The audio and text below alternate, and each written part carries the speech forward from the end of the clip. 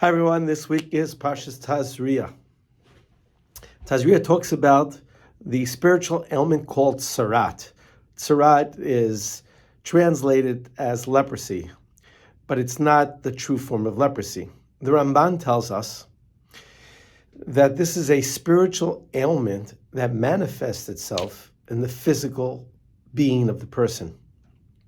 It only would happen in Eretz Yisrael, and would only happen to that person if they were on a high level, shleimim, it says. They were whole, complete in their relationship with God.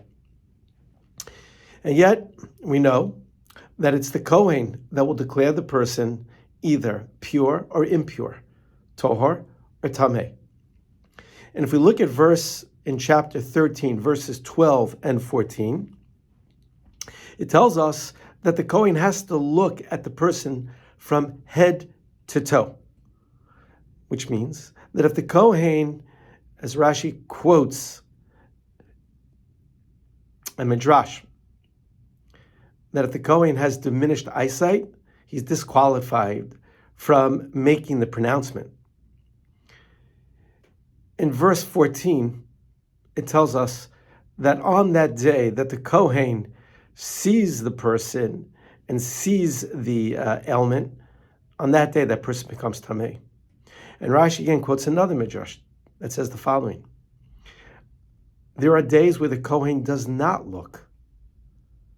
What are the days where the Kohen doesn't look at the person? He doesn't do any inspections during someone's Sheva Brachot, that means the week after they are married, or on Yom Tov. So the question that the Meshech Chachma says, it's a very simple question, and that is the guy tameh or is he Torah? Is he pure or not pure? Why is the Kohen avoiding the inspection? Because at the end of the day, the Meshech Chachma says, we have to see the whole person. We have to see where they're at. To take away from someone's joy the week of their wedding, or take away the joy of Yom Tov, the Kohen can hold back. And as the Pasuk tells us, from head to toe, we need to inspect the person. You have to have good eyesight. It cannot be diminished, not just physically, but you have to assess the whole situation. The word for plague is called a nega. Nun gimel ayin. But if we take the letter ayin and we place it at the beginning of the word, it becomes oneg, delightful.